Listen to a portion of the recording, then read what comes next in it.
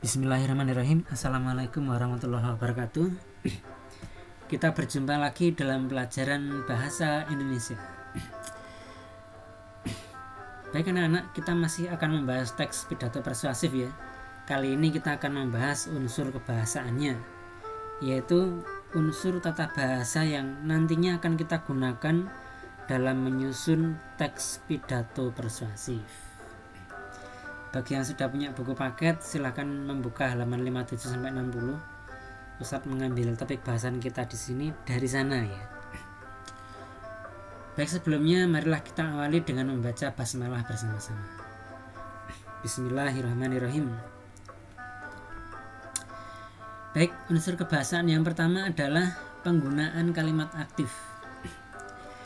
Kalimat aktif di sini anak-anak, yaitu kalimat yang subjeknya melakukan tindakan, terus kemudian menggunakan verba berawalan me dan ber.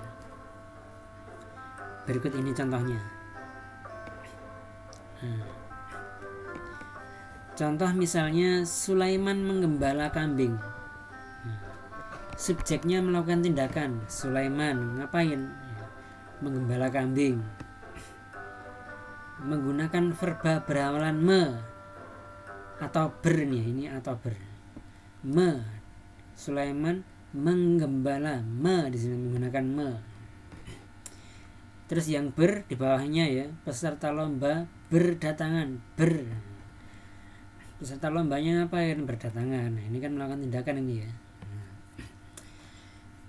Membahas kalimat aktif akan lebih lengkap kepahamannya bila kita sedikit membahas kalimat pasif ya. Namun kali ini kalimat pasif tidak akan kita bahas hingga habis karena ini enggak termasuk unsur kebahasaan dalam teks ini. Kalimat pasif adalah kebalikan dari kalimat aktif, yaitu kalimat yang subjeknya dikenai tindakan dan menggunakan verba berawalan di atau ter. Nah, misalnya kambing digembala Sulaiman. Nah, itu kebalikannya. Contohnya seperti itu. Terus berikutnya unsur kebahasaan yang kedua adalah penggunaan kata tugas. Kata tugas adalah kata yang tidak memiliki makna leksikal atau tidak memiliki makna di dalam kamus. Kalau kita ditanyai artinya apa, maknanya apa gitu ya, kita akan kesulitan untuk menjelaskannya kalau kata tugas tersebut tidak digunakan dalam kalimat, karena kata tugas itu baru akan memiliki makna ketika digunakan dalam kalimat bersamaan dengan kata-kata yang lain. Nah, kata tugas itu ada 5, yaitu kata depan, kata sambung, kata sandang, kata seru, dan partikel. Kata depan di sini berfungsi untuk menerangkan. Biasanya digunakan dalam kalimat di depan keterangan. Di untuk keterangan tempat, untuk keterangan tujuan, ke keterangan tempat juga, karena keterangan sebab, dari keterangan asal atau keterangan tempat, dengan keterangan cara, pada keterangan tujuan, keterangan tempat juga. Terus kata sambung digunakan untuk menggabungkan 2 klausa atau 2 kalimat, sedangkan, namun, tetapi. Terus ada kata sandang, si misalnya si kancil, sang misalnya sang pencipta. Interjeksi yaitu kata seru, wah, cih, wow. Terus partikel misalnya lah, kah, sudahlah, masihkah, marilah, benarkah. Itu kata tugas. Jadi kata-kata ini baru punya makna ketika digunakan bersama dengan kata-kata yang punya makna dalam kamus. Berikutnya unsur kebahasaan yang ketiga adalah penggunaan kosakata emotif. Kosakata emotif adalah kosakata yang berkaitan dengan emosi atau perasaan. Misalnya suka, cinta, gembira, sedih, bahagia, menyayangi, bangga, dan lain sebagainya. Berikutnya unsur kebahasaan yang keempat adalah penggunaan kosakata bidang ilmu atau kata teknis. Nah, di sini misalnya contoh kalau lagi bahas biologi gitu ya, maka kosakata yang akan lazim digunakan seseorang ketika berpidato adalah habitat, ekosistem, populasi, genus gitu ya. atau ketika pidato membahas hal yang bertopik fisika, tentu tidak akan lepas dari istilah arus listrik, biofisika, elektron seperti itu. Yang tidak mungkin itu adalah ketika seseorang membahas geografi gitu ya, lagi pidato tentang geografi terus menggunakan kosakata rima, alur, sajak gitu ya, nggak nyambung, nggak mungkin. Itu beda.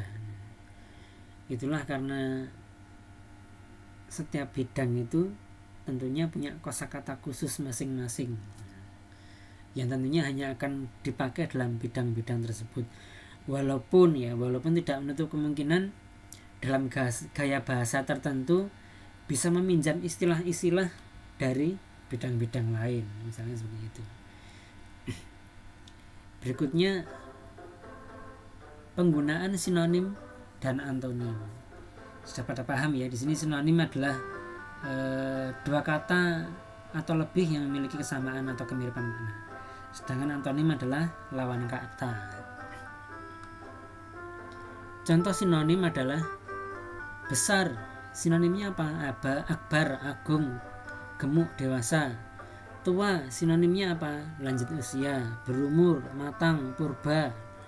Mati, sinonimnya apa? Wafat, meninggal dunia, tewas, berpulang, tutup usia. Terus berikutnya contoh antonim.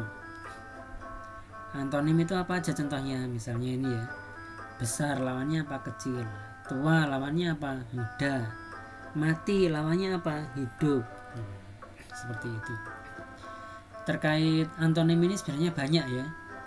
Jadi ada antonim berpasangan, misalnya adik kakak. Kalau nggak punya adik nggak bisa disebut kakak, seperti itu. Atau antonim yang sifatnya tidak mutlak, misalnya hitam putih. Kalau nggak hitam belum tentu putih, kan seperti itu. Masih ada merah, biru, hijau, seperti itu. Terus berikutnya penggunaan kata benda konkret dan abstrak. Kata benda konkret di sini adalah kata benda yang ada bentuk fisiknya, yaitu meja, kursi, orang. Ini kan bisa kita pegang nih ya, bisa kita pegang, kita rasakan, bisa. Terus juga penggunaan kata benda abstrak. Kata benda abstrak di sini apa? Kata benda abstrak itu kata benda yang dia itu ada gitu ya, tapi fisiknya itu tidak ada. Misalnya ilmu, bisa dipegang nggak? Bisa dirasakan nggak? Bisa diraba nggak? Nggak bisa. Tapi kalau dirasakan bisa. Ya, ilmu itu ada. Kebahagiaan, kesedihan, harapan. Nah, itu kata benda abstrak. Berikutnya yang terakhir adalah proses nominalisasi pembentukan kata benda, yaitu misalnya dagang mendapatkan awalan P jadi pedagang, tua mendapat awalan ke jadi ketua, promo dapat akhiran tor jadi promotor, kaya dapat konfiks kean jadi kekayaan. Nah, insya Allah itu 7 unsur kebahasaan yang insya Allah nanti akan kita gunakan dalam penyusunan teks pidato persuasif. Semoga bisa dipahami. Terima kasih atas perhatiannya. Assalamualaikum warahmatullahi wabarakatuh.